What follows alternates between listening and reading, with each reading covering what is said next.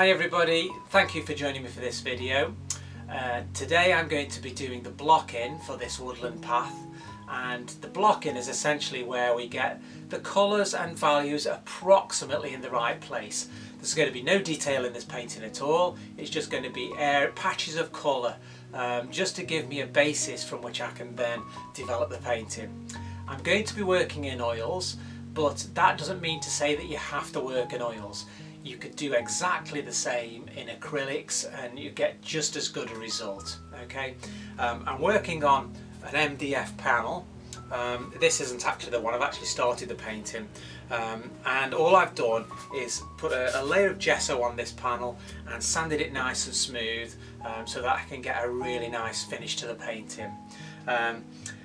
One more thing I want to say, I just want to wish you all a really nice Christmas. I hope you have a fantastic time with your families, and I want to thank you all for supporting me with this channel. I've got some new subscribers this week, so thank you to Carolyn for joining us. Really nice to have you on board, and as a result of that I'm able to continue making these videos. I've been able to improve the software that I use, and hopefully this channel is going to develop and I can buy better cameras, for example. I know I need to get a better microphone, so thanks ever so much. I really do appreciate it. I hope you have a fabulous Christmas and you enjoy doing the paintings. As you can see, I've actually already drawn out the image. I drew it out using a grid, so I marked the panel into 3 squares horizontally and 3 squares vertically, and then sketched out the main features of the painting, so the trees, the path, etc. There's no real detail in this image. There are no branches, for example, or I haven't even put the fence posts in. The idea is that it's just to give me a position for all the main objects in the painting.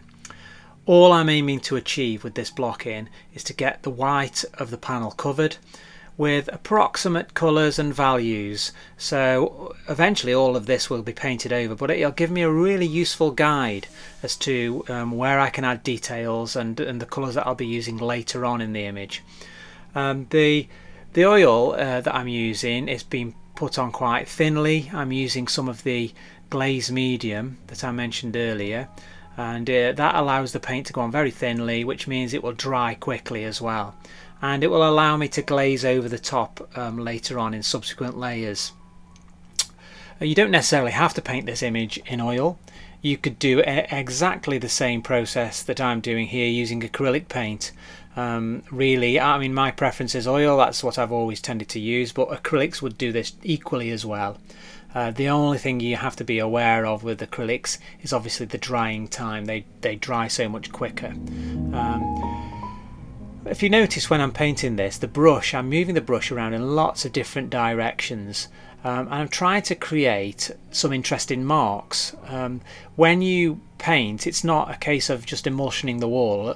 I'm trying to move the paint around, and you'll find that there are little accidents where the paint's smeared, or there's areas where the pigment's more densely packed, and when you come to glaze over that later, that can add really interesting effects, particularly with something like foliage, where we're trying to represent something that's very, very complex to look at, and we're trying to sort of be as efficient as possible to create that effect. So moving your brush around in lots of different directions will create little puddles and areas that the paint's thinner, and you can use that later on to add interest to the painting.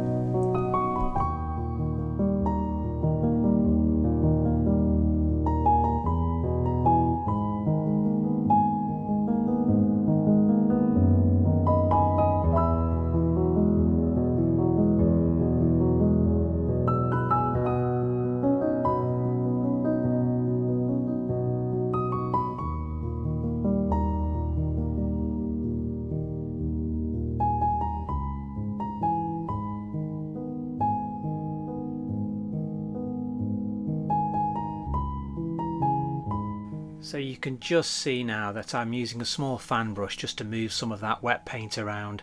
I don't want any hard edges between one colour and another, so I'm just softening the paint a little bit. I can add details later on. I'm just moving the paint around to create some texture and interest in the brush marks, and now I'm adding the darker values, and I'll move gradually into the foreground, painting in those really dark values for the trees and the branches, and then eventually I'll move on to the path. The colours that I'm using for the background, I've used basically 3 colours. I used a lemon yellow mixed with some cobalt blue and a tiny touch of sort of reddy orange in with the green, just to warm the green up in the foreground, only a tiny touch. And now I'm using a transparent oxide red. It's essentially just like a burnt umber colour, and I've added some white, and as it comes further forward along the path, a tiny hint of blue in there as well. The colours aren't as important as the values. The values are more important to this stage, and as I've said in previous videos, when I talk about values, I'm talking about the lights and the shadows. So obviously the trees are very dark in comparison to the leaves in the background, and it's important that I get that balance correct at this stage. Even though everything's going to be painted over, as I say, it's important to get those values right now, and then the painting will be much easier to complete later on.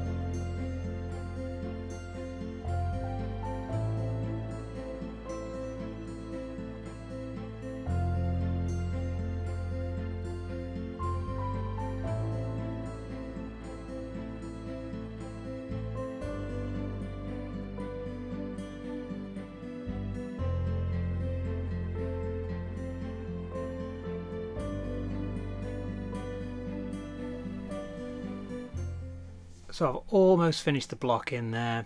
The main colours are in the right place, and I'm just softening the paint now with a fan brush just to smooth out any lumps and bumps. I don't want any hard edges, and I don't want any sort of blobs of paint sitting up on the surface.